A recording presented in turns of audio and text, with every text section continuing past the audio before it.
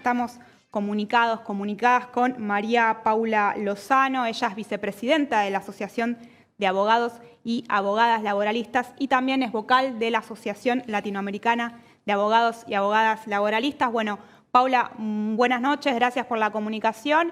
Y en primer lugar, queríamos pedirte que nos detalles un poquito más acerca de esta decisión tomada ayer por Alberto Fernández. Bueno, buenas noches a todos y a todas. En primer lugar, bueno, aclarar que se trata de un anuncio.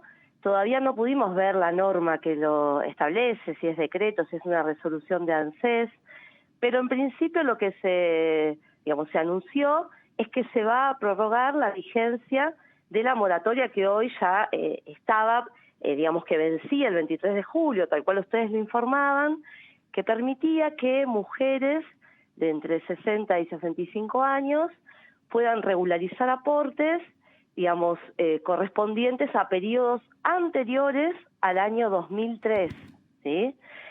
¿Esto por qué? Lo importante es comprender por qué la importancia de esta norma y la importancia de que se sancione una ley finalmente, ¿sí? Porque hoy sabemos que uno de los grandes problemas tiene que ver con la informalidad, la falta de registración que sufren un montón de trabajadoras y trabajadores. Esto afecta al conjunto de los trabajadores en la vida activa. Cuando muchas veces se habla de cuáles son los problemas del trabajo sin registrar, o mal llamado en negro, ¿sí?, tiene que ver con esto, con que la persona no puede justamente tener los beneficios de la seguridad social, no puede ir teniendo aportes a lo largo de su vida laboral, y al momento de poder acceder a una jubilación no puede hacerlo. Este informe de CEPA que ustedes mencionaban antes muestra datos que son muy drásticos, ¿no? 9 de cada 10 mujeres no podrían acceder a una jubilación y 7 de cada 10 varones tampoco. ¿Y por qué afecta más a mujeres que a varones? ¿Por qué tiene un impacto de género esto? Y porque también sabemos que muchas veces las mujeres, por una cuestión, de división, sexual del trabajo que existe, en donde las mujeres tenemos que ocuparnos de los trabajos de cuidado, el trabajo del hogar, que es un trabajo gratuito y no remunerado, ese trabajo no tiene aportes previsionales porque no es remunerado. Y lo que genera es que muchas veces las trayectorias laborales son interrumpidas por tener que cuidar. Eso hace que no existan aportes previsionales durante largos periodos de la vida. Más allá de que se cumplieron tareas, se trabajó, pero se cumplieron tareas que no están reconocidas formalmente como empleo. Eso impacta al momento de poder jubilarse. Y también las mujeres y disidencias, cuando acceden a puestos de trabajo, en general lo hacen en puestos de trabajo informales, sin la debida registración o con intermitencias. En ese informe de CEPA, por ejemplo, se menciona que en el ámbito del trabajo de casas particulares, de 100 mujeres, 99 no podrían acceder a una jubilación estando en la edad de jubilarse. Es gravísimo eso, ¿sí? ¿Por qué es grave? Porque en definitiva, a partir de cierta edad, el contar con un ingreso, que es la jubilación, con un haber, permitiría poder, acceder a lo que sería algo que sustituiría el salario, ¿no? El haber jubilatorio tendría un sentido sustitutivo. En la realidad muchas veces no sucede porque no alcanza a cubrir las necesidades que debería cubrir el haber jubilatorio. Pero lo cierto es que es fundamental para poder tener una vida mínimamente digna. Entonces, hoy por hoy es una decisión urgente esta. La prórroga es necesaria, pero ¿por qué yo digo que debería salir una ley? Hay proyectos, por ejemplo, hay un proyecto que tiene media sanción en la Cámara de Senadores, del Senado, ¿no? En donde se da la posibilidad de regularizar la falta de aportes, tanto para varones como para mujeres, es decir, para todos los géneros, mejor dicho, correspondientes a periodos anteriores al 2008, si la persona ya está en edad jubilatoria, o al 2012, si todavía está cumpliendo servicios, es decir, está trabajando. Este proyecto establece la posibilidad de ir, comprando aportes, ¿no? Regularizando, estando trabajando. O sea, 10 años antes a tener la edad jubilatoria ya se podría acceder a estos programas o a estos planes de regularización o de moratoria. Y se prevén 120 cuotas. Actualmente, la moratoria vigente prevé la posibilidad de pagar esta deuda previsional en 60 cuotas, ¿sí? Por eso el proyecto es más beneficioso que esta prórroga. De todas maneras, celebramos la prórroga porque si se cae efectivamente, un montón de, especialmente mujeres, no podrían acceder al beneficio o al haber jubilatorio. Y eso es lo grave. Paula, hay algunas posiciones que sostienen que la moratoria quiebra al sistema previsional. ¿Qué opinión tenés con respecto a esto? Esto es falso, porque justamente esto se contrasta empíricamente con los datos. A partir de que existen estas moratorias, uno puede constatar que fueron momentos en donde el sistema previsional estuvo más fortalecido, porque el sistema se fortalece con más trabajadoras y trabajadores registrados, con más cantidad de empleo y con aportes, ¿sí? Y con registración. Entonces, en momentos en donde hay un mercado de trabajo que se reactiva y que, se propicia un sistema de seguridad fuerte, eso genera una sostenibilidad del sistema. A partir del 2016, justamente lo que pasó fue eso, hubo un desfinanciamiento del sistema previsional. El problema no fueron las moratorias. La existencia de moratorias, inclusive, no es que es un regalo, ¿no? A trabajadores que están en edad de jubilación, sino que tienen que ir pagando, ¿sí?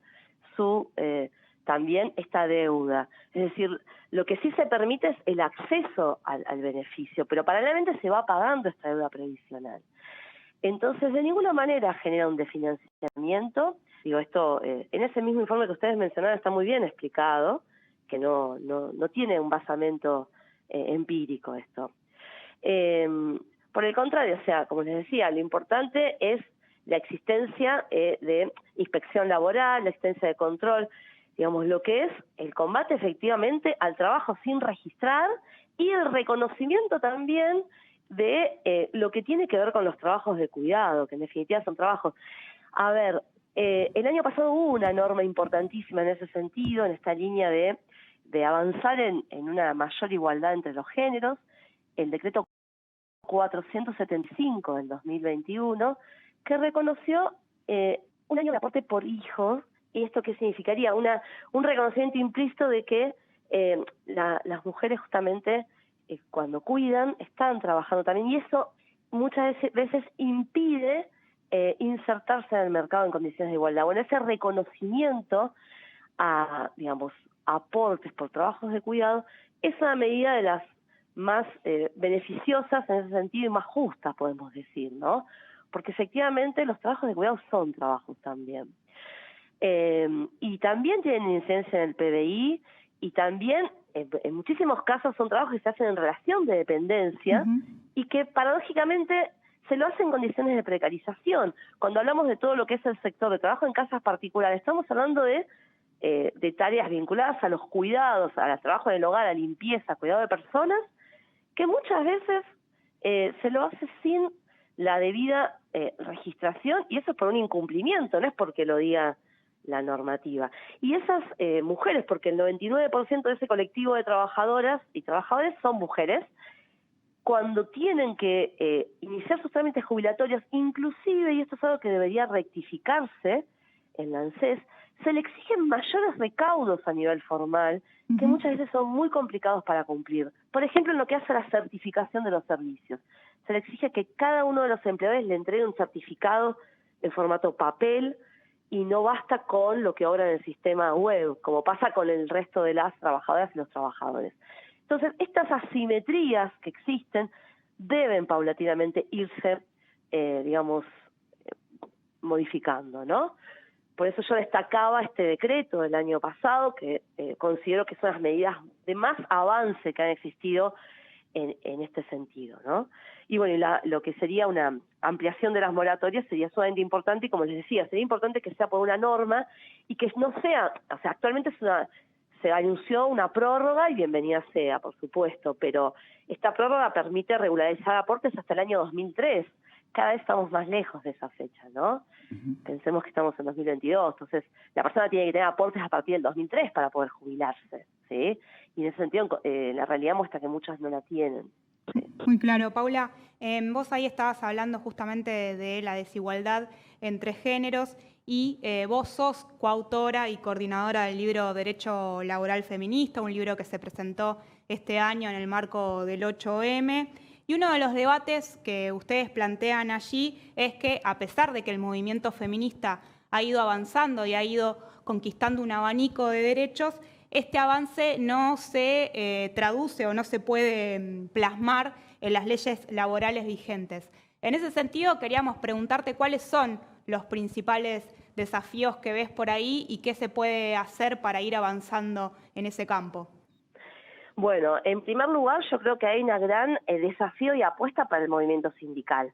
Nosotros planteamos que el principal actor o actoras o actores en el mundo del trabajo que ha logrado las principales transformaciones y acceso a derechos han sido las luchas colectivas de trabajadoras y trabajadores a lo largo de los siglos, ¿no? Sabemos que si el movimiento sindical asume este tema como prioritario, se pueden lograr transformaciones.